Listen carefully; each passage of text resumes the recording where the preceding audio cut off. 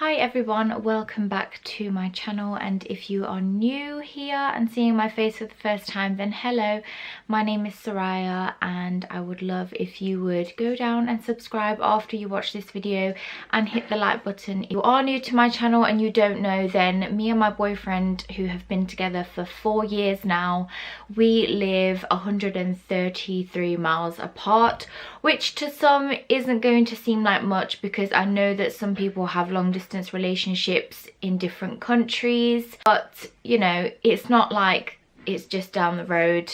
It's a 3 to 4 hour travel time away and it's not easy.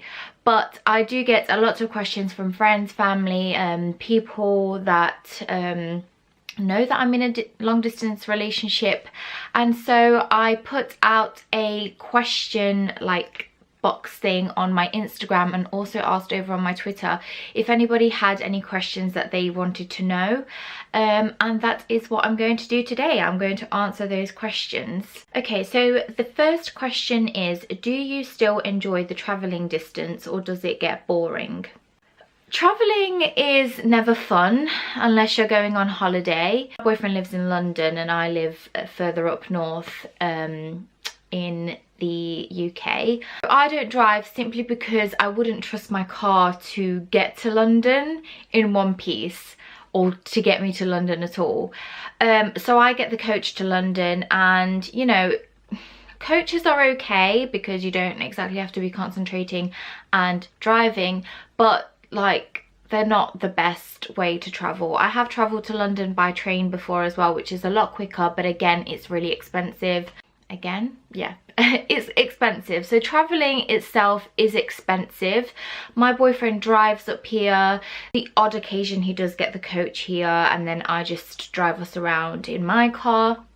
But I think one of the biggest things is, it's not that it's boring, because at the end of the day, we do it for each other. So we travel to see each other, to be with each other. There'd be no point in the relationship if we weren't going to commit to traveling. But it is expensive, and it's quite nice sometimes to get away from your own city and go to a different city. I personally love going down to London. I just find it such a more awake city than the one that I live in at the moment. So yeah, it doesn't get boring. It's just, I wish that we lived like 20 miles away instead of 133. But at the end of the day, as long as I get to see him, then that's the most important thing, obviously. Next question is, how do you maintain an emotional connection? And this is a good question because obviously we don't get to see each other all of the time, which is really difficult. Obviously we communicate by messaging and ringing each other every day, but I think when you don't see your other half for a week or 2 weeks, or I mean, the longest we've gone before without seeing each other is 3 weeks, which is really difficult. Every time you see that person, you've just missed them so much when you've not been with them, that it's kind of always fresh. So when I see him, like, this is going to be like quite a soppy video, so if you don't like soppiness, then you're probably not going to like this video. But when I see him, it's kind of like always new, and like I don't get bored of seeing him, if that makes sense. So it's always like the first time I ever saw him. So, and I don't know, my love for him just seems to grow more and more as the years go by. As long as you love that person that you're in a distance relationship with, then I think the emotional connection is always going to be there. So someone hasn't asked a question, but they have said, it's not for everyone, it all comes down to commitment. This is so true, because I wouldn't get into a long distance relationship. I said that really weird. I wouldn't get into a long distance relationship if I wasn't committed to my boyfriend, which I 100% am. And to be honest, it's really difficult because we have to manage and balance social life with our relationship. So sometimes we have to plan weekends where, you know, he's working, or if I'm on placement at university, he'll kind of use that time to see his friends, and you know, we have to balance seeing our friends as well. It's all about that commitment to one another, and we wouldn't be together for 4 years if we weren't committed and if we didn't trust each other. Those two things are really, really important. Trust and just being committed to one another 100,000,000%. How do you make your long distance relationship work? Again, just down to trust, being committed to one another, keeping our love for each other alive, keeping that hope of like settling into a house together one day in the future alive.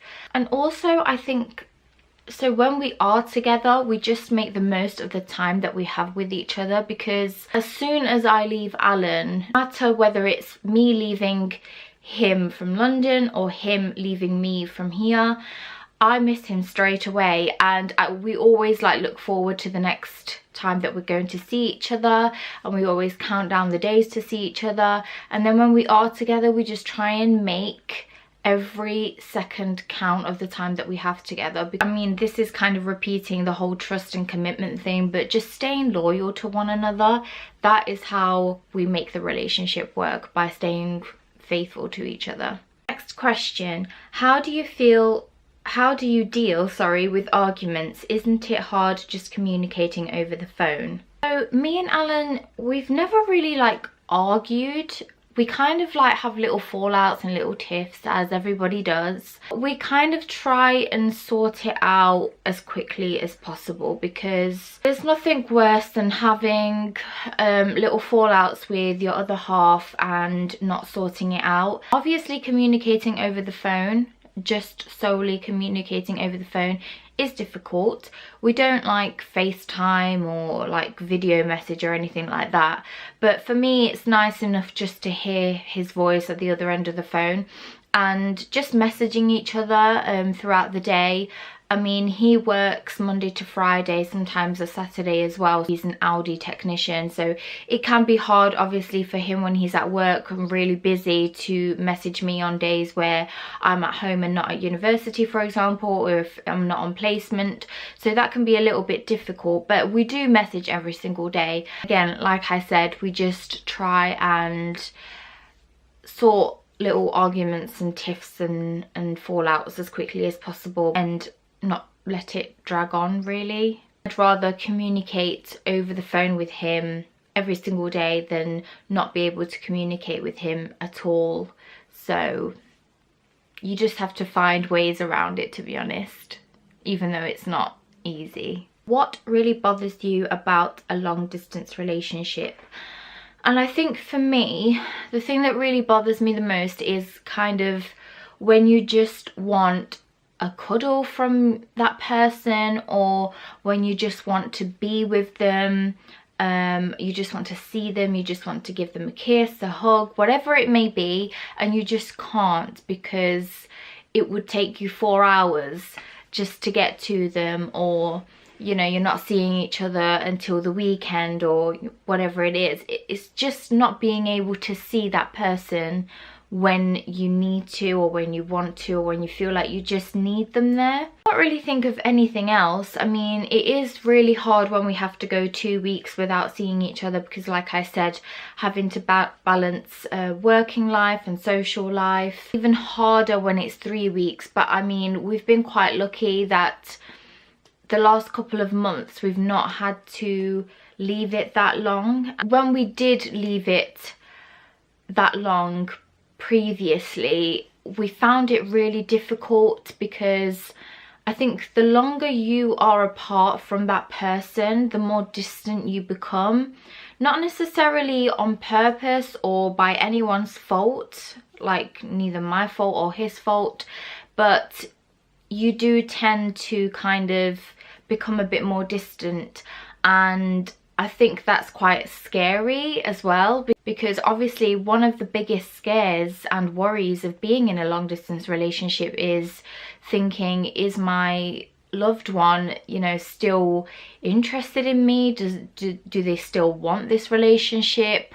Are they going to run off with someone else?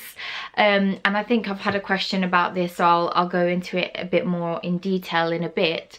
But yeah, it's not easy. There are some things that bother me like that, that I've just mentioned, but again, at the end of the day, it all comes down to just being faithful to that person, knowing that I want this long term and knowing that they feel the same, and just getting through it as best as we can, to be honest. And like I said, it's much more favourable being 133 miles away from him than being in a completely different country or even further away. So even though I would like us to be closer to one another, it could be worse. Does the future worry you in terms of where you'll settle down and whether you'll work once you're constantly together? So yeah, this is something that does worry me, and I think it worries Alan as well, because I know for a fact that the city that I live in at the moment is not somewhere that we would want to live. In London, there are better opportunities to find work. Obviously, living expenses are more than where I live at the moment, but your salary kind of counterbalances that. Also, it's hard because all of our really good friends do live up here, in loads of good friends up here, and obviously Alan has got all of his mates down in London. But London is also such an expensive place that I don't think that we would want to live in London as such. So it would probably be somewhere in between where I live and where he lives, but again, it's just such a difficult decision to make. Yes, we do want to live together. That is the long-term goal in our relationship. That is what we are working towards. I mean, I'm in my final year of my master's degree, and hopefully by next year I'll be earning and saving enough money to be able to make that a reality, you know, in a few years. But it's not easy, and it does worry me, of course it does. In terms of us being constantly together, I don't really think that's going to be a problem, because I know that some people, I mean, loads of people have said to me, you know, I'd love to have a long distance relationship. I hate being with my partner constantly 24/7, blah, blah, blah. But for me, I kind of feel like it's the other way round. Like, I'd love to be with Alan 24/7. I don't know how he'd feel about that.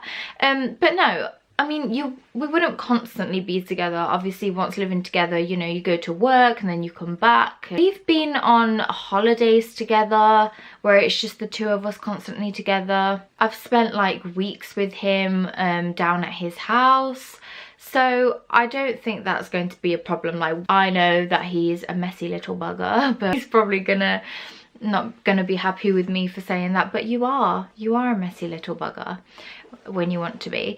And he knows probably little things about me that are going to irritate him, which is always going to happen. I mean, that's just how it works.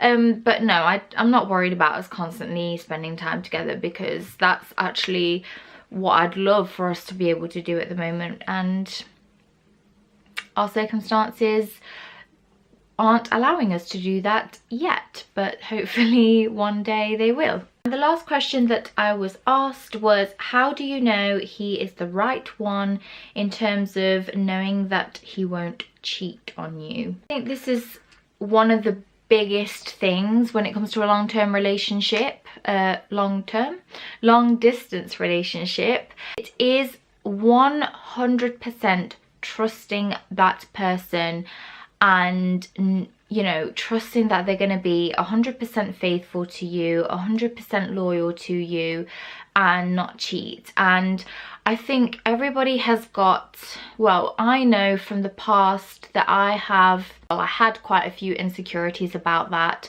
and worries about that.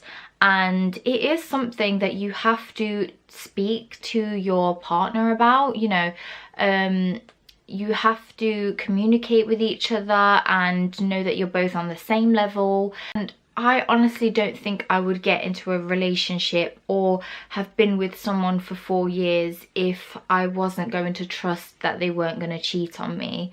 And I'm hoping that Alan feels the same way. I know that Alan will talk to girls and I talk to guys, but it's never going to turn into something like intimate. I'm never going to cheat on my boyfriend ever. I wouldn't dream of doing that. I am 100% in love with Alan, and I don't plan on cheating on him. I want to be with Alan, and that's how I hope he feels about me. It's just all about trust. You have to really trust that person, and you just have to be committed to one another. It all comes down to trust, loyalty, commitment, and being in love with one another. So that is all the questions that I received. Thank you very much if you were one of the people that sent me these questions. Please let me know if this video was helpful or if you enjoyed it.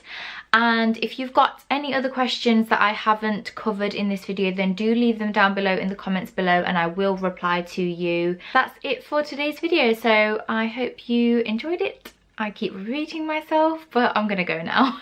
So I'll see you next time with another video.